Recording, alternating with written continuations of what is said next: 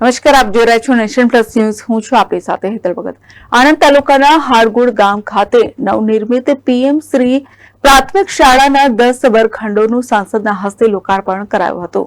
આણંદ તાલુકાના હાડગુડ ગામ ખાતે સમગ્ર શિક્ષા અંતર્ગત પીએમ શ્રી પ્રાથમિક ગુજરાતી શાળાના 1.40 કરોડના ખર્ચે તૈયાર કરાયેલ 10 વર્ગખંડોનું લોકાર્પણ કરવામાં આવ્યું હતું. આ પ્રસંગે આણંદના સાંસદ મિતેશ પટેલ, આણંદના ધારાસભ્ય યોગેશ પટેલ, જિલ્લા ભાજપ પ્રમુખ રાજેશ પટેલ, જિલ્લા પંચાયત પ્રમુખ હસમુખ પટેલ, જિલ્લા પંચાયત શિક્ષણ સમિતિના ચેરમેન સુનિલ સોલંકી સહિતના મહાનુભાવો ઉપસ્થિત રહ્યા હતા.